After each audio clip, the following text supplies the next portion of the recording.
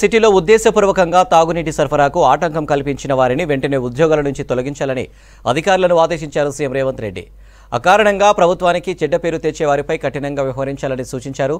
అటువంటి ఉద్యోగులపై ఉదాసీనంగా వ్యవహరిస్తే అధికారులపై చర్యలు తీసుకోవాల్సి వస్తుందని హెచ్చరించారు సీఎం. సచివాలయంలో తాగునీటి సరఫరాపై సీఎం రేవంత్ రెడ్డి సమీక్ష నిర్వహించారు.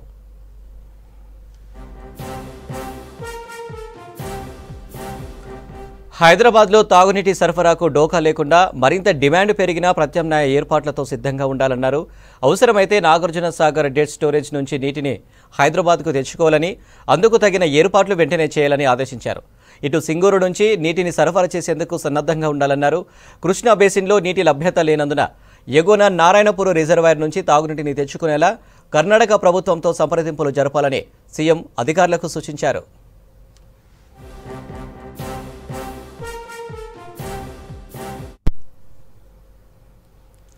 హైదరాబాద్లో శ్రీరామనవమి శోభయాత్ర నిర్వహణపై సమీక్ష నిర్వహించారు సిటీ సిపి శ్రీనివాసరెడ్డి. ఎలాంటి సమస్యలు లేకుండా అన్ని ఏర్పాట్లు చేయాలని వివిధ శాఖల అధికారులకు ఆదేశించారు. ప్రజలు సైతం పోలీసులకు సహకరించాలని కోరారు.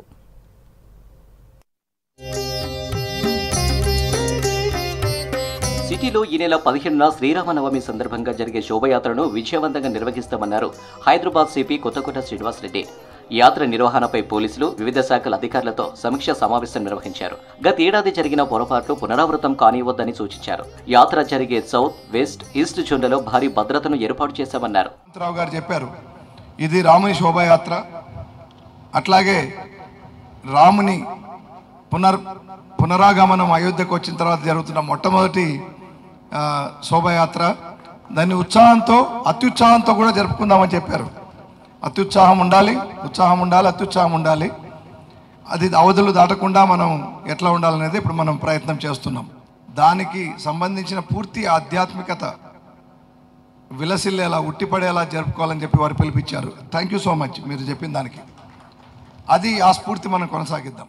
శోభయాత్ర నిర్వహణ దగ్గరలోనే ఉందని, అధికారులు సెలవు రోజుల్లో కూడా పనిచేయాలని విజ్ఞప్తి చేశారు సిపి. తాగునీరు, డ్రైనేజీ సమస్యలు లేకుండా సంబంధిత అధికారులు చర్యలు చేపట్టాలన్నారు. రోడ్లపై చెత్త ఉండకుండా చూడాలన్నారు. అలాగే ఎట్టి పరిస్థితుల్లోనూ ఎన్నికల నియమావళిని ఉల్లంఘించకూడదని సూచించారు. ఇలాంటి రాజకీయ వ్యాఖ్యలు చేయకూడదని హెచ్చరించారు సిపి కొత్తకోట శ్రీనివాసరెడ్డి. డీజే సౌండ్లను కంట్రోల్లో ఉండాలని సూచించారు. ఇది రాముని శోభయాత్ర. అట్లాగే రాముని పునరాగమనం అయోధ్యకు వచ్చిన తర్వాత జరుగుతున్న మొట్టమొదటి శోభయాత్ర. దాన్ని అత్యుత్సాహంతో కూడా జరుపుకుందామని చెప్పారు. అత్యుత్సాహం ఉండాలి, అత్యుత్సాహం ఉండాలి. అటువంటి ఒక మహానుభావుని పేరు మీద చేసుకున్న శోభయాత్ర కాబట్టి దానికి సంబంధించిన పూర్తి ఆధ్యాత్మికత విలసిల్లేలా, ఉట్టిపడేలా జరుపుకోవాలని చెప్పి వారు పిలిపించారు.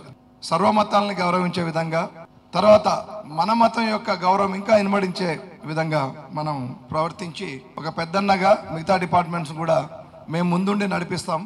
శోభయాత్రను వీలైనంత త్వరగా ప్రారంభించాలన్నారు సిపి శ్రీనివాసరెడ్డి. అయోధ్యలో రామమందిర నిర్మాణం తర్వాత సిటీలో జరిగే తొలి శోభయాత్ర కావడంతో మత సామరస్యాన్ని కాపాడుకుంటూ జరుపుకోవాలన్నారు. ప్రతి ఒక్కరూ సహకరించి శోభయాత్రను విజయవంతం చేయాలని పిలుపునిచ్చారు సిపి శ్రీనివాసరెడ్డి. కాంగ్రెస్, మజ్లిస్ పార్టీలు ఓట్లు చీల్చే కుట్ర చేస్తున్నాయని ఆరోపించారు సికింద్రాబాద్ పార్లమెంటు బీజేపీ అభ్యర్థి కిషన్ రెడ్డి. కాంగ్రెస్, ఎంఐఎంలకు ఓటేస్తే మూసిలో వేసినట్టేనన్న కిషన్ రెడ్డి మోదీని బలపరిచేందుకు ఏ ఒక్క ఓటును వృధా కానియొద్దన్నారు. కరోనా కష్టకాలంలో నిరుపేద ప్రజలకు ఫ్రీ రేషన్ ఇచ్చిన ఘనత కేంద్రంలో మోదీ సర్కార్దేనన్నారు. నాంపల్లి పరిధిలోనే పలు కాలనీలు, బస్తీల్లో కిషన్ రెడ్డి జీప్ యాత్ర చేపట్టారు. దేశ భవిష్యత్ కోసం కమలం గుర్తుకే ఓటు వేయాలన్నారు కిషన్ రెడ్డి. ఈరోజు మనం చేస్తా ఉన్నాం, మన ఓట్లు చీలకూడదు. ముఖ్యంగా నాంపల్లి అసెంబ్లీలో ఉన్నటువంటి ప్రాంతంలో పార్టీల పేరు మీదనో ఇతరత్రనో మన ఓట్లు చీలిపోతే లాభం చేకూరేది మన ప్రత్యర్థులకు. మజ్లిస్ పార్టీ కుట్ర చేస్తుంది మన ఓట్లు చీల్చాలని. కాబట్టి నేను మీ అందరినీ కోరుతా ఉన్నాను, మన ఓట్లు అన్ని కూడా ఐకమత్యంగా ఉండాలి. నరేంద్ర మోడీ గారి నాయకత్వంలో భారతీయ జనతా పార్టీని ఆస్వాదించాలి. మరి మీ అందరినీ కోరుతా ఉన్నాను, ఎన్నికల్లో నరేంద్ర మోడీ గారితో పాటు నాకు కూడా ఓటు వేసి గెలిపించాల్సిందిగా మా అక్కలకు, చెల్లెళ్లకు, ఇక్కడ ఉన్నటువంటి గుడ్డి మల్కాపూర్ ప్రజలకు అందరికీ కూడా పేరు పేరున ధన్యవాదాలు తెలియజేస్తూ, మరి ఈ విషయాన్ని దృష్టిలో పెట్టుకుని మరి అందరం 13వ తేదీన మనమందరము ఒక్క ఓటు కూడా పక్కకు వెళ్లకుండా ఒక్క ఓటు కూడా మురిగిపోకుండా ఉండకుండా టీఆర్ఎస్ పార్టీ కొట్టేసినా కాంగ్రెస్ పార్టీ కొట్టేసినా ఈరోజు వాళ్ళు ఓటు మురిగిపోతుంది, పనికి రాకుండా పోతుంది. వాళ్ళకు ఓటేస్తే మూసీ నదిలో వేసినట్టే వాళ్లకు. అందుకే ఈరోజు అందరూ కూడా మన నరేంద్ర మోడీ గారి నాయకత్వంలో మూడవసారి ఆయన ముచ్చటగా ప్రధానమంత్రిగా చేయబోతున్నాడు. జూన్ నెలలో ఆయన ప్రమాణ స్వీకారం చేస్తాడు. తప్పకుండా ఆయన వచ్చిన తర్వాత ఇప్పటికే మీకు తెలుసు, కరోనా వచ్చినప్పటి నుంచి ఇప్పటి వరకు అందరికీ పేద ప్రజలందరికీ 5 కేజీల బియ్యం ఇస్తున్నాడు. ఎన్నికలు దగ్గర పడుతున్న కొద్దీ కాంగ్రెస్లో అభద్రతా భావం ఎక్కువవుతుందన్నారు BJP MP Laxman. MP election క్యాంపెయిన్లో బీజేపీ ముందుందని చెప్పారు. కాంగ్రెస్ పార్టీ 6 గ్యారెంటీలపై ప్రజల్లో వ్యతిరేకత పెరిగిందన్నారు. సానుభూతి కోసం తనపై కుట్రలు చేస్తున్నారని సీఎం రేవంత్ రెడ్డి కొత్త నినాదం ఎత్తుకున్నారని విమర్శించారు లక్ష్మణ్. ఎన్నికల్లో కాంగ్రెస్ అభ్యర్థులను గెలిపించి రాహుల్ గాంధీని ప్రధానమంత్రి చేస్తే ఈ 6 గ్యారెంటీలు అమలు చేసి తీర్తామని చెప్పి మాట మార్చడము, బోడిగిండుకు మోకాలకు లెంక పెట్టడము, క్రమేణా ప్రజల్లో వస్తున్నటువంటి వ్యతిరేకత, రైతు భరోసా అని చెప్పి 15,000 రూపాయలు, రైతు కూలీలకు 12,000 అన్నావు. ఇప్పుడు రైతులు ఎక్కడికక్కడ ఒకవైపు కరువుతో, మరోవైపు చాలని కరెంటుతో, నీళ్ళందక పంటలు ఎండిపోతూ ఉన్నాయి. రైతులు కూడా వ్యతిరేకత. యువత, నిరుద్యోగ యువత కొలువులు ఇవ్వకపోతే నిరుద్యోగ భృతి అన్నావు. ఇప్పటి వరకు కూడా భృతి కూడా అందకపోవడం.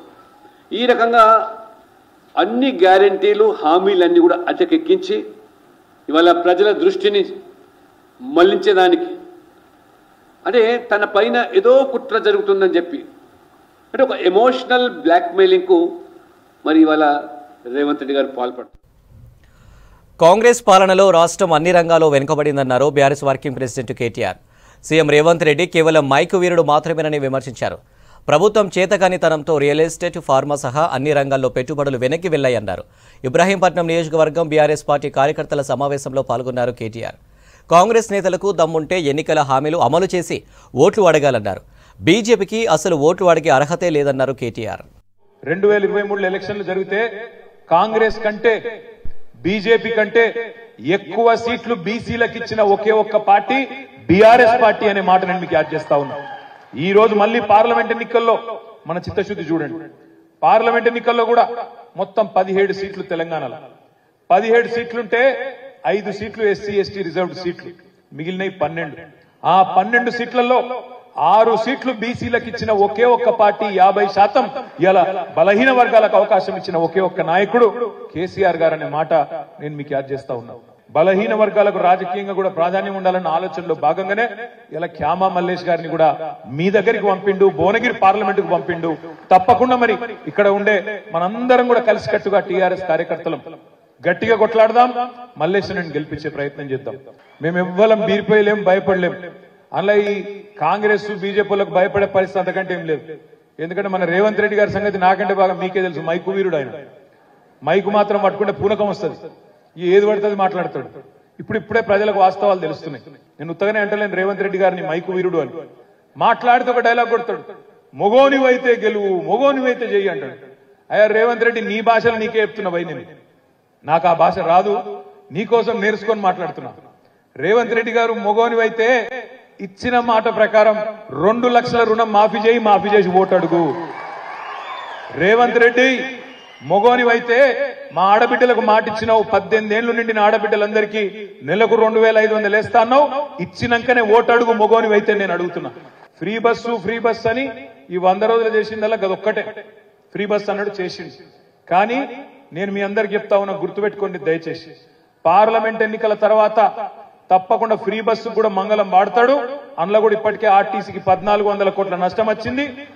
ఓడ మీద ఉన్నప్పుడు ఓడమల్లన్న, ఓటుకెక్కినాక బోడమల్లన్న.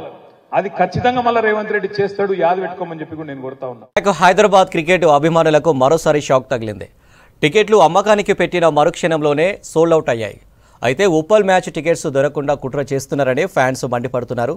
ఉప్పల్లో ఏప్రిల్ 25న బెంగళూరుతో, మే 2న రాజస్థాన్ జట్లతో ఎస్ఆర్హెచ్ మ్యాచ్లు ఉన్నాయి. వీటికి సంబంధించిన టికెట్లు పేటీఎంలో అమ్మకానికి పెట్టారు నిర్వాహకులు. టికెట్స్ ఇలా పెట్టారో లేదో అప్పుడే సోల్డ్ అవుట్ చూపిస్తుందని ఆవేదన వ్యక్తం చేస్తున్నారు ఫ్యాన్స్. పేటీఎంలో ఎన్ని టికెట్స్ పెట్టారో ఎస్ఆర్హెచ్ టీం మేనేజ్మెంట్ లెక్క చెప్పడం లేదన్న ఆరోపణలున్నాయి. బ్లాక్లో టికెట్స్ అమ్ముకుంటున్నారంటూ ఫైర్ అవుతున్నారు ఫ్యాన్స్.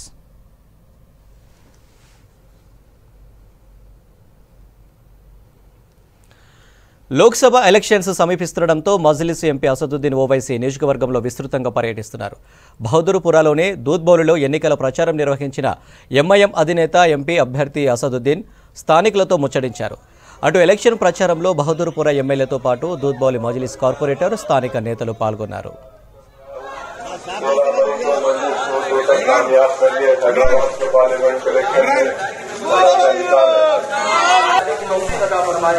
పార్లమెంటు ఎన్నికల ప్రచారంలో రేపు చేవెళ్లలో జరిగే సభలో బీఆర్ఎస్ చీఫ్ కేసీఆర్ పాల్గొంటారన్నారు మహేశ్వరం ఎమ్మెల్యే సబితా ఇంద్రారెడ్డి. కల్లపుల్లి మాటలతో కాంగ్రెస్ అధికారంలోకి వచ్చిందన్న సబిత 100 రోజుల పాలనలో ఇచ్చిన హామీలు నెరవేర్చలేదని విమర్శించారు. చేవెళ్ల సభకు 1,00,000 మంది జనం హాజరు కానున్నట్లు ఎమ్మెల్యే కాల యాదయ్య చెప్పారు. అంతకుముందు చేవెళ్లలో బహిరంగ సభాస్థలిని ఎమ్మెల్యే కాల యాదయ్య మండలి మాజీ చైర్మన్ స్వామి గౌడ్తో కలిసి సబితా ఇంద్రారెడ్డి పరిశీలించారు.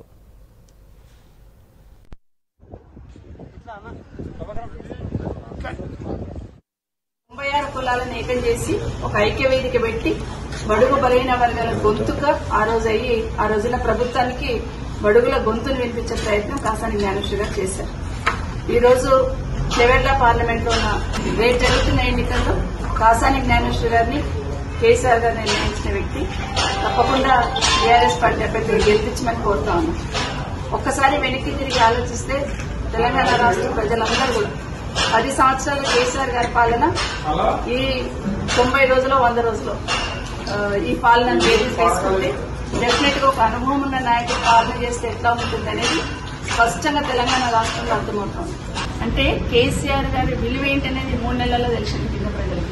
ఎందుకంటే కేసీఆర్ గారు ఉన్నప్పుడు 24 గంటల కరెంట్ వచ్చింది, ఇప్పుడు కరెంట్ ఊపిరికే కట్ అవుతుంది. కేసీఆర్ గారు ఉన్నప్పుడు నీళ్ళకి సమస్య లేదు, డ్రింకింగ్ వాటర్కి. ఇప్పుడు 3-4 రోజులకు ఒకసారి నీళ్ళు ఒకసారి కట్ అవుతా ఉన్నాయి. రైతు బంధు లాంటి కార్యక్రమాన్ని కేసీఆర్ గారు అక్కడ వర్షం పడుతుందంటే ఇక్కడ రైతు బంధు అమౌంట్ పడేది, ఇప్పుడు అవి వస్తలేవు. కాబట్టి ఇవన్నీ అబ్జర్వ్ చేసినప్పుడు అయ్యో కేసీఆర్ గారిని కూడా వస్తున్నామని ఆలోచన కింద గ్రామీణ స్థాయిలో అందరూ ఆలోచిస్తా ఉన్నారు. తప్పకుండా వాళ్ళందరూ రావడానికి గత బీఆర్ఎస్ ప్రభుత్వం ధరణి పోర్టల్తో రైతుల పొలాలను బడా నేతలకు అప్పగించిందని ఆరోపించారు కొండా విశ్వేశ్వరరెడ్డి. చేవెళ్ల పార్లమెంటు సెగ్మెంట్లోని శంషాబాద్లో ప్రజా ఆశీర్వాద యాత్ర నిర్వహించారు. రాష్ట్రంలో కాంగ్రెస్ అధికారంలోకి వచ్చిన తర్వాత రైతుల ఆత్మహత్యలు పెరిగాయని, విద్యుత్ కోతలు మొదలయ్యాయన్నారు. అసెంబ్లీ ఎన్నికల్లో కాంగ్రెస్ ఇచ్చిన 6 గ్యారెంటీలను ఇప్పటికీ అమలు చేయలేదన్నారు. తుక్కుగూడలో ఇచ్చిన మరో 25 కాంగ్రెస్ గ్యారెంటీలను ప్రజలు నమ్మే స్థితిలో లేదన్నారు కొండా విశ్వేశ్వరరెడ్డి. క్లారిటీ ఉంటుంది. బీజేపీ ప్రతి దాని సిద్ధాంతం మీద పార్టీ ప్రతి అంశం మీద మాకు క్లారిటీ ఉంటుంది. చిన్న రాష్ట్రాలు మంచిగా కాదా, ట్రిపుల్ తలాక్ మంచిదా కాదా, కాశ్మీర్ మా దగ్గర ఉండాలన్నా కావద్దా, సిఏఏ మంచిదా కాదా, ఇవన్నీ వాళ్ళకి అన్నిపై కన్ఫ్యూజన్. రామ మందిరం కట్టింది మంచిదా కాదా, అన్నిటి మీద మాకు స్పష్టంగా క్లారిటీ ఉంటుంది. వాళ్ళన్నిటి మీద కన్ఫ్యూజన్. ఇది 10 అయితే తప్ప గెలుస్తాం, కానీ మీరు ఆశ్చర్యపోవద్దు. 17కి 17 గెలిచినా ఆశ్చర్యం. అన్ని కన్ఫ్యూజన్ ఉంటారు వాళ్ళు. ఇక్కడ వచ్చి అక్కడ వచ్చి అయోమయం. ప్రభుత్వము ఇక్కడనేమో కవితను అరెస్ట్ చేయమంటారు, అక్కడనేమో కేజ్రీవాల్ విడిచిపెట్టమంటారు. అదే దిక్కొచ్చాము. అప్పుడు రామ మందిరం వెళ్తే సగం మంది వస్తామంటారు, వస్తే లాభం, సగం మంది పోనే పోవద్దు. ఎందుకంటే బీజేపీ వాళ్ళు నేను అనుకున్నారు. ప్రతి దాంట్లో సీఏ వాళ్ళే తీసుకొచ్చిండ్రు. సీఏ మేము దాన్ని సపోర్ట్ ఇస్తామంటే ఏం తీసుకొచ్చిందో అప్పుడేమో వాళ్ళు అవునన్నారు, ఇప్పుడు కాదన్నారు. ప్రతి దాంట్లో అయోమయం. వాళ్ళు అయోమయం. ఎందుకంటే రోజో దిక్కు. ఎందుకంటే సిద్ధాంతం లేని పార్టీ రోజో దిక్కు అంటుంది. ప్రతి దాంట్లో వాళ్ళకి కన్ఫ్యూజన్. ఇప్పటి వరకు క్యాండిడేట్స్ కూడా కన్ఫ్యూజన్ ఉంది. ఓల్డ్ సిటీలో హైదరాబాద్లో ఖమ్మంలో ఇంకా క్యాండిడేటే అనౌన్స్ చేయలేదు. మొన్నటి వరకు ఖమ్మంలో రాహుల్ గాంధీ ఆయన ఏం భయపడి పారిపోయాయి. ఉత్తరప్రదేశ్ అందరూ ఇచ్చిపెట్టి సేఫ్టీ కేరళకి పారిపోయాయి. ఇక్కడ దొరకలేరు. మొన్నటి వరకు అసదుద్దీన్ ఓవేసి ఓట్ కటావ్ అని ఆరోపణ పెట్టిండు. ఏంటంటే అసదుద్దీన్ రహస్యంగా బీజేపీకి పనిచేస్తున్న ముస్లిం ఓట్లు కట్ చేసేయాలని. ఇప్పుడు అసదుద్దీన్తో పొత్తు పెట్టుకొని ఇప్పుడు వీళ్ళు ఓట్ కటావ్ హిందూ ఓట్లు కట్ చేస్తారు. ఏంది? ఇంకోటి వీళ్ళున్న అభ్యర్థి అయితే అన్ని స్కామ్లు ఉన్నారు. ఆయన రాజకీయాలు తెలియదు. ఒక్క గ్రామంలో అడుగు పెట్టలేదు. అది ఆయన ఎవరు గుర్తుపడతలేదు. ఆయన నేను ఇప్పటివరకు 270 గ్రామాలు పోతే అందాజ 250 గ్రామాలు. అందులో ఓ 10 గ్రామాలు విడిచిపెడితే 90% గ్రామాలు ఒక్కసారి కూడా అడుగు పెట్టలేదు. ఆయన ఎవరు గుర్తుపడతలేదు. సర్వేలు ఆయన చూసుకుంటే ఓడిపోతున్నాడు. అందుకే బీజేపీ పార్టీ వస్తుంది. నానా ప్రయత్నం చేసింది 3 నెలలు. ఇక్కడ నాయకులు కలిసి ఢిల్లీ నాయకులు మేము తీసుకోకుండా అప్పుడు పోయి కాంగ్రెస్.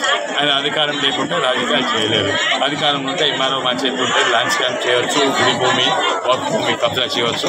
అదే స్కామ్. ఇంతకుముందు గుడ్ల స్కామ్, పొలిటిక్స్ స్కామ్ ఉంటే ఇప్పుడు స్థాయి వెరియిండు. ల్యాండ్ స్కామ్ లో దిగసారింది.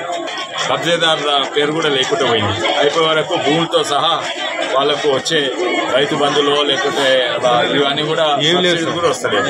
అయితే నిజంగానే అక్కడ రెవెన్యూ ఏమో మా చేతి కింద ఉండదు, సెంట్రల్ గవర్నమెంట్ చేతి కింద ఉండదు. వీళ్ళన్నారు ధరని తీసేస్తాం, దరిద్రమైన ధరని తీసేసి మీ భూమి మీకు ఇస్తా అన్నారు. ఇక్కడ ఇప్పటి వరకు ఇవ్వలేదు. ధరని పొట్టలు అట్లే నడుస్తున్నది. ఆ దరిద్రం అట్లే కొనసాగుతుంది. వీళ్ళు అసలు దాన్ని రివర్స్ చేయగలుగుతలేదు. వాళ్ళకి సమస్యలు ఎన్నో ఉన్నాయి, చేతిలో పైసలు లేవు, నోరు పెద్దగా ఉన్నాయి. అయితే ప్రజలు 5 ఏళ్లలో వాళ్ళ మీద నమ్మకం పోయింది. పాత ప్రభుత్వము ఈ ప్రభుత్వమే 5 నెలలే పోయిపోతున్నారు. తప్పనిసరిగా ఇక్కడ ఆల్రెడీ బీజేపీ ఉంది. ఆల్రెడీ బీజేపీ మెజార్టీ వస్తుంది. ఈసారి డబుల్ మెజార్టీ వస్తుంది. గ్రామీణ ప్రాంతంలో బీజేపీ వీకుంటున్నారు. మీరు చూడండి, గ్రామీణ ప్రాంతంలోనే ఈసారి చేవెళ్ల పార్లమెంట్లో గ్రామీణ ప్రాంతంలోనే బీజేపీ సిటీ కంటే బలంగా ఉంటుంది. ఫోన్ ట్యాపింగ్ కేసులో విచారణను వేగవంతం చేసింది ప్రభుత్వం. ఇప్పటికే కేసు కోసం స్పెషల్ పీపీ సాంబశివారెడ్డిని నియమించింది. ఇక ఇన్నాళ్ళు పోలీసు అధికారులకు నోటీసులు ఇచ్చి విచారణ చేసిన అధికారులు త్వరలో రాజకీయ నాయకులకు ఇచ్చేందుకు రెడీ అవుతున్నారు. నోటీసులపై ఇప్పటికీ న్యాయ నిపుణులతో చర్చిస్తున్నట్లు తెలుస్తుంది.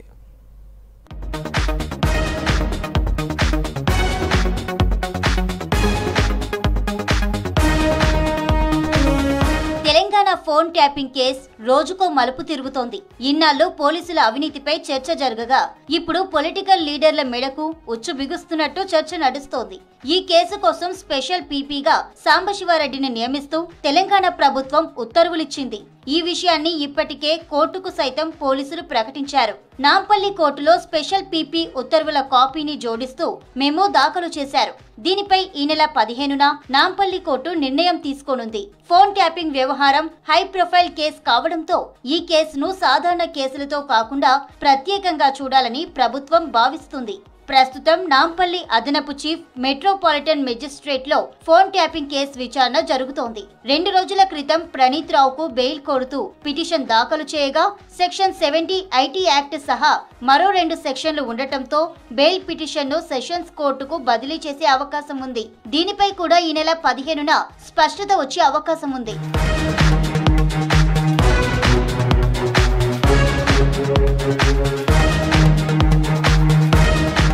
మరోవైపు ఫోన్ ట్యాపింగ్ కేసుపై హైదరాబాద్ పోలీస్ కమిషనర్ కొత్తకోట శ్రీనివాస్ రెడ్డి మొదటిసారిగా స్పందించారు. ఫోన్ ట్యాపింగ్ కేసులో పోలీసుల దర్యాప్తు పారదర్శకంగా కొనసాగుతోందన్నారు Hyderabad CP Srinivas Reddy.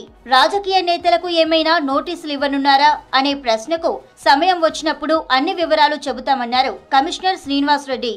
Political leaders కి నోటీసులు ఇచ్చే అవకాశం ఉంటుంది. Going on right lines, we'll do it purely objectively and at right time we'll definitely tell you. Phone tapping కేసులో అరెస్ట్ అయిన టాస్క్ ఫోర్స్ మాజీ ఓఎస్డీ రాధాకిషన్ రావుపై మరో 2 కేసులు నమోదయ్యాయి. తనను కిడ్నాప్ చేసి క్రియా హెల్త్ కేర్ సంస్థలో కోట్ల విలువైన షేర్లను 4 డైరెక్టర్ల పేర్ల మీదకు బలవంతంగా బదిలీ చేయించారని ఆ సంస్థ వ్యవస్థాపకుడు చెన్నుపాటి వేణుమాధవ్ పోలీసులకు ఫిర్యాదు చేశారు.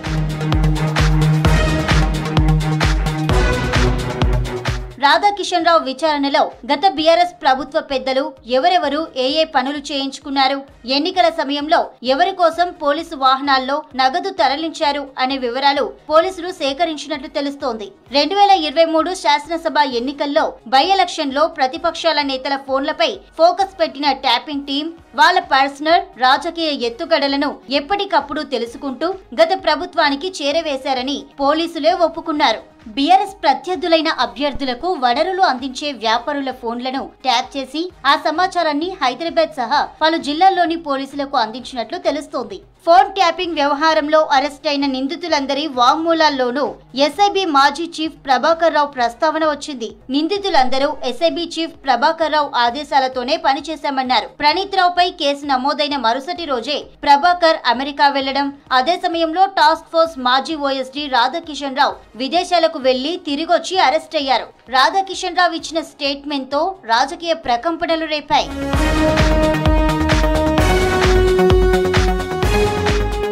గత ప్రభుత్వ సుప్రీమో ఎస్ఐబి చీఫ్ ఆదేశాలతోనో ట్యాపింగ్ టీం పనిచేశామని తెలిపారు. పోలీస్ వాహనాల్లోనే రాజకీయ నాయకుల డబ్బును తరలించామన్నారు.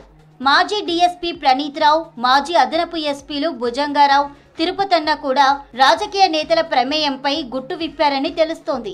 న్యాయ నిపుణులతో చర్చించి వారి సలహాలు సూచనల మేరకు నోటీసులు జారీ చేసేందుకు దర్యాప్తు అధికారులు కసరత్తు చేస్తున్నారు. అయితే ముందుగా ఎవరికి నోటీసులు ఇవ్వాలనే అంశంపైన ఉన్నత అధికారులు సమాలోచనలు చేస్తున్నట్లు సమాచారం. ఒకవేళ కీలక నేతలకు నోటీసులు ఇస్తే ఆ తర్వాత పరిణామాలు ఎలా ఉంటాయి, ఏమైనా ఇబ్బందులు వస్తాయా అనే దానిపైన అంచనాలు వేస్తున్నారు.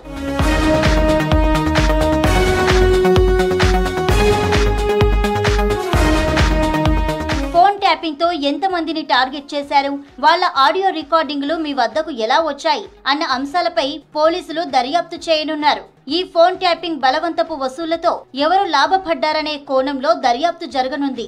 అదే విధంగా టాస్క్ ఫోర్స్ మాజీ డీసీపీ రాధాకిషన్ రావు అండ్ టీంతో రాజకీయ ప్రతినిధుల వసూళ్లపై కూడా పోలీసులు ఓ నజర్ పెట్టనున్నారు.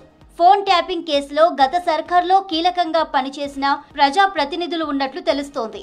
వరంగల్ జిల్లా, పాలమూరు, నల్గొండ జిల్లాలకు చెందిన వారున్నట్లు టాక్ వినబడుతోంది. జూబ్లీహిల్స్ లో కోట్ల ఆస్తి ఉన్న మాజీ ఐఏఎస్ కూడా ఉన్నట్లు తెలుస్తోంది. పోలీసుల విచారణ తర్వాత పొలిటికల్ లీడర్ల దర్యాప్తు కొనసాగనుంది. దీంతో పొలిటికల్ లీడర్ల పేర్లు పోలీస్ రికార్డుల్లోకి ఎక్కనున్నాయి.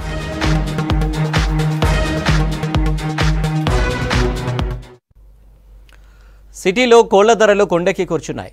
ఈ నెలలో చికెన్ రేట్లు భారీగా పెరిగాయి. ఎండలు భారీగా పెరగడంతో కోళ్ల పెంపకం తగ్గించారు. దీంతో మార్కెట్లోకి కోళ్ల సప్లై తగ్గడంతో చికెన్కు డిమాండ్ పెరిగిందంటున్నారు వ్యాపారులు. రేట్లు భారీగా పెరగడంతో చికెన్ కొనలేక తినలేక ఇబ్బందులు పడుతున్నారు నాన్ వెజ్ ప్రియులు. సిటీలో చికెన్ రేట్లపై మరిన్ని డీటెయిల్స్ అరుణ్ అందిస్తారు. చికెన్ రేట్లు రోజు రోజుకు మార్కెట్లో పెరుగుతున్నాయి. అంటే పేదోడికి అందే స్థాయిలో లేకుండా, అంటే ఇప్పటికే ట్రిపుల్ సెంచరీ దాటింది చికెన్ రేటు. సో ఇప్పుడు మార్కెట్లో ఏ విధంగా ఉన్నాయి చికెన్ రేట్లు అని చెప్పేసి తెలుసుకునే ప్రయత్నం చేద్దాం. అంటే సమ్మర్లో రేట్లు మాత్రం తగ్గవలసి ఉండేది, అయినప్పటికీ కూడా చికెన్ రేట్లు మాత్రం అంటే నాటుకోడి కావచ్చు, ఏ కోడి అయినా కానీ విపరీతంగా పెరిగినట్లనే కనిపిస్తుంది. షాప్ ఓనర్ మనతో ఉన్నాడు, అడిగి తెలుసుకునే ప్రయత్నం చేద్దాం. హలో అన్న, చెప్పండి అన్న, ఎట్లున్నాయి ఇప్పుడు చికెన్ ధరలు, ఎట్లా ఉన్నాయి మార్కెట్లో? చికెన్ రేట్లు వచ్చేసి భారీగా పెరిగినాయి. మధ్యతరగతులు కొనాలంటే చాలా ఇబ్బందిగా పడుతున్నారు. ఎందుకంటే ఇప్పుడు 290 రూపీస్ కేజీ అంటే వాళ్ళు కొనాలంటే కొనలేని పరిస్థితి. ఇప్పుడు ఇంతకుముందు 200 రూపీస్ అట్లా ఉంటే మనిషి ఒక కేజీ కొనేవాళ్ళు. ఇప్పుడు వచ్చేసి 290 అంటే హాఫ్ కేజీ కూడా కొనలేని పరిస్థితి ఉంది. ఈ సమ్మర్ టైంలో రేట్లు పెరగవలసి ఉంటుందా, తగ్గవలసి ఉంటుందా? మెయిన్ ప్రధాన కారణం ఏంటంటే ఇప్పుడు ఈ ఎండలకి రైతులు పెంచారు. మెయిన్ ఎఫెక్ట్ కోళ్ళు చనిపోతాయి కాబట్టి ఈటుకు, అందుకనేసి కోళ్ళు పెంచారు రైతులు, అందుకనేసి ఈ రేట్లు ఉంటాయి. ఇంకోటి ట్రాన్స్పోర్ట్లో చాలా వరకు చనిపోతూ ఉంటాయి. ఇవన్నీ నష్టాన్ని భరించాల్సి వస్తుంటుంది. అందుకనేసి చాలామంది రైతులు ఏం చేస్తారంటే కోళ్ళు పెంచడం తగ్గిస్తారు, అందుకే ఈ రేట్లు పెరుగుతూ ఉంటాయి. ఈ ఎండలకు చనిపోతా అనేసి రైతులు చాలా వరకు కాఫ్ హాలిడేస్ అని పెట్టేస్తూ ఉంటారు. ప్రతి సంవత్సరంలో ఒక 15 డేస్ కాఫ్ హాలిడేస్ పెడతారు, అందుకనేసి రేట్లు పెరుగుతుంది. పోయిన సంవత్సరం వచ్చేసి 320 రూపాయలు ఉండే, ఈ సంవత్సరం మళ్ళీ అది క్రాస్ అవుతుండొచ్చు. సో అంటే ఇప్పుడు ఏంటంటే ఇప్పటికే జనాలు మాత్రం చాలా మంది నాన్ వెజ్కి అలవాటు పడిన వాళ్ళు ఉంటారు, కస్టమర్లు. సో ఇప్పుడు రోజు అంటే గతంలో చేసిన విధంగానే సేల్స్ ఉన్నాయా, ఇంకేమన్నా తగ్గినాయా ఇప్పుడు మీ దగ్గర? సేల్స్ అంటే మనకు రేటు తక్కువ ఉంటే సేల్ ఎక్కువ ఉంటుంది. రేటు ఇప్పుడు ఎక్కువ ఉందనుకో, ఒక కస్టమర్ కిలో తీసుకోవాలనుకున్నా హాఫ్ కేజీ తీసుకుంటాడు. ఇప్పుడు ఒక కిలో, అర్ధ కిలో తీసుకోవాలన్నా ఒక పావు కిలో తీసుకుంటారు. అట్లా అనేసి మనకు సేల్ తక్కువ ఉంటుంది. సో ఇప్పుడు నాటుకోళ్ళకు ఏ విధంగా డిమాండ్ ఉంది, ఫారం కోళ్ళకి ఏ విధంగా ఉంది? నాటుకోళ్ళ ప్రైస్ వచ్చేసి 350 నుండి 380 రూపీస్ ఉంది మార్కెట్లో ఇప్పుడు కేజీ లైవ్. ఇప్పుడు వచ్చేసి 400, 450 అమ్ముతున్నాం. ఈ ప్రైస్ వచ్చేసి నిన్న దాకా 180 రూపీస్ ఉంది. ఇంత ముందుకు 120, 130 ఉంటుంది. ఇప్పుడు 180 రూపీస్ ఉంది. మరి ఏ కోళ్ళకి ఎక్కువ డిమాండ్ ఉంది? ఇక బాయిలర్కి ఎక్కువ ఉంటుంది. నాటుకోళ్ళు కొందరు 400 రూపాయలు పెట్టి కొనలేని పరిస్థితి కాబట్టి బాయిలర్ తీసుకోవడానికి ముందు ఉంటుంది.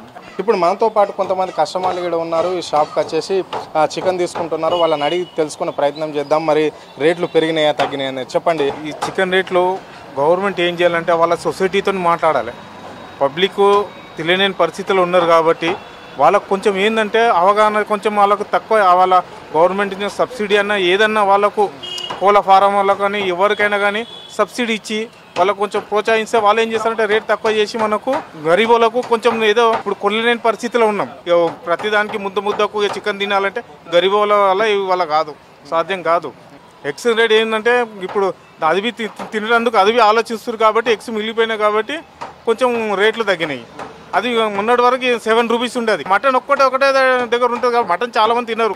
ఏదో చికెన్ తక్కువ ఉంటుంది అది ఇప్పుడు పెరిగి కొండెక్కి కూకుంది. ఇప్పుడు అది నాటుకోడి గురించి ఇక డబ్బున్న వాళ్ళ కార్లు వచ్చిన వాళ్ళ కాల్చుకొని తినాలి కానీ దాన్ని ఇక మిడిల్ క్లాస్ వాడైతే ఎవరు తినలేరు.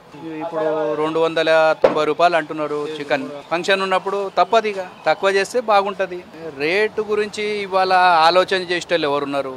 కంపల్సరీ తినాలంటే తినాలా, లేదు అంటే మా అయిపోతుంది. ఇక దాంట్లో ఎవరు ఏం చేసేది లేదు. ఇప్పుడు ముందు 200 రూపాయలు కిలో ఉండే, ఇప్పుడు 300 అవుతుందంట. కొనాలంటే కూడా మాకు చాలా ఇబ్బంది అవుతుంది. సో మేము ఇట్లా ధరలు అంటే మేము కొనలేకపోతున్నాం. కిలో దగ్గర అర్ధ కిలో తీసుకుంటున్నాము. సో ఇలా కష్టం మాకు ఇలా అవుతుంది. ఇంకా పెరుగుతుంది సార్ సమ్మర్లో. ఇంకా అసలు తగ్గాలి, సమ్మర్లో వేడి ఎక్కువ ఉంటుంది కాబట్టి తగ్గాలి, కానీ రేటు చాలా ఎక్కువైపోతుంది. మేము కొనలేని పరిస్థితి. మనతో పాటు చికెన్ షాప్ ఓనర్ ఉన్నాడు, అడిగి తెలుసుకునే ప్రయత్నం చేద్దాం. ఎట్లా ఉంది చెప్పండి కేజీ చికెన్? 300 రూపాయలు అన్న కస్టమర్లో 300 రూపాయలు అంటే అమ్మని భయపడుతున్నాను. గుడ్డు 5 రూపాయలు, డజన్ గుడ్లు తీసుకపోయి వండుకుంటారు. ఇంతకుముందు లేబర్ వచ్చినప్పుడు 200, 240 రూపాయలు ఉన్నప్పుడు కేజీలు తీసుకుపోయారు. ఇప్పుడు కేజీ తీసుకుపోతే అర్ధ కిలో తీసుకుపోతే అమ్మ 150 రూపాయలు అని చెప్తే అది 60 రూపాయలు పెడితే డజన్ గుడ్లు వచ్చిన గుడ్లు తీసుకుపోయి వండుకుంటున్నారు. గుడ్ల రేట్లు తగ్గినాయా? గుడ్ల రేట్లు తగ్గినాయి. చికెన్ రేట్ అంటే బర్డ్స్ అన్ని చచ్చిపోతాయి కదా ఎండకు, అట్లా బాగా రేట్లు పెరుగుతున్నాయి. అందులో ఎవరు కస్టమర్లు రెస్పాన్స్ ఇస్తలేరు. చికెన్ అంటే అమ్మో బాబోయ్ అంటున్నారు. అట్లా ఇప్పుడు మనతో పాటు ఎగ్స్ సప్లై చేసే డీలర్ ఉన్నాడు, అడిగి తెలుసుకునే ప్రయత్నం చేద్దాం. మరి ఎగ్స్ రేట్లు ఏ విధంగా ఉన్నాయి, ఎట్లా ఉన్నాయి అని చెప్పేసి, సిటీలో ఏం నడుస్తున్నాయి, ట్రే ఎగ్స్ ఏం నడుస్తుంది రేటు? ఇప్పుడైతే తక్కువనే ఉందన్న రేటు. ఇప్పుడు ప్రస్తుతానికైతే పైలేతో 150 రూపాయలు ఇప్పుడు ఉంది. 180, 190 అట్లా ఉండేది రేటు. ఇప్పుడు తగ్గింది. మరి ఇప్పుడు సమ్మరే కదా, ఇంకేమన్నా తగ్గే అవకాశం కనిపిస్తుందా ఎగ్స్ రేటు? ఇప్పుడు చెప్పలేమన్నా, ఎందుకంటే ఫామ్ వాళ్ళు పెంచుతారు, తెగుతారు కదా, చెప్పలేము. ఇప్పుడు పెరిగితే లేకపోతే తగ్గుతుంది, చెప్పలేము. ఇప్పుడు డైలీ మీరు ఎన్ని చికెన్ సెంటర్లకు వీటిని ఎగ్స్ను ఎక్స్పోర్ట్ చేస్తుంటారు? 10-50 బండిలు ఉన్నాయి మనది, చేస్తూనే ఉంటాం. ఇప్పుడైతే చికెన్ షాప్లో అంటే ఉన్నాయి, ఒక 10 చికెన్ షాప్ అట్లా ఉన్నాయి ఇస్తాం వాళ్ళకి. అంటే మీరు ఇప్పుడు ఎగ్స్ డైరెక్ట్ కోళ్ళ ఫారం నుంచి తీసుకొచ్చి ఇక్కడ ఎక్స్పోర్ట్ చేస్తారా, లేకుంటే మీరే మీ దగ్గర కోళ్ళ ఫారాలు కూడా ఉన్నాయా? ఉన్నాయి, కానీ మేము వేరే నుంచి తీసుకొని వచ్చి చేస్తాము. ఎక్కడ నుండి? ఫామ్ నుంచి తీసుకొస్తాం. 280, 290 అంటే ఎక్కడ తీసుకుంటారు? కిలో తీసుకునే వాళ్ళు హాఫ్లో పావు కిలో. ఇంతకుముందుకు రేటు తక్కువ ఉంటే కిలో తీసుకునే వాళ్ళు కిలో ఉండే. ఇప్పుడు మినిమం ఇవాళ ఎంత అమ్మాలి? 1 క్వింటాల్నర అమ్మాలి. ఇప్పటికీ ఇప్పుడు క్వింటాల్ ఏడు అమ్ముతున్నాం, 100 కిలో పోవడానికి ఇలా కష్టం ఉంది. ఈ రేట్లను చూసి అందరు అమ్మ అంటారు. ఎగ్స్ రేటు తక్కువ ఉంది మినిమం ఇప్పుడు చికెన్ కంటే. 5 రూపీస్ ఎగ్ అంటే మంచి తీసుకుంటాం. మటన్ దగ్గరలో నాటుకోడి ధరలు ఉంటే చికెన్ రేట్లు కూడా నాటుకోడికి సంబంధించి అంత దగ్గరలో ఉన్నట్ల మనకు మార్కెట్లో కనిపిస్తున్నాయి. కాబట్టి సామాన్య ప్రజలకు నాటుకోడి విషయానికి వస్తే తినే పరిస్థితి అయితే లేదు. అంటే రేట్లు మాత్రం విపరీతంగా పెరిగినాయి. ఇంకా నెక్స్ట్ మంత్ వచ్చే నెలలో మాత్రం ఇంకా ఇంక్రీజ్ అయ్యే అవకాశం ఉందని వ్యాపారులు చెప్తున్నారు. కాస్త గుడ్లు రేట్లు మాత్రము ఎగ్స్కు సంబంధించిన రేట్ల విషయానికి వస్తే మాత్రం కొంచెం కాస్త తగ్గినాయని చెప్పుకోవచ్చు. కెమెరా పర్సన్ అనిల్తో అరుణ్, V6 న్యూస్, హైదరాబాద్. ఇవి హమారా హైదరాబాద్ అప్డేట్స్. మరిన్ని అప్డేట్స్ కోసం చూస్తూనే ఉండండి V6 న్యూస్.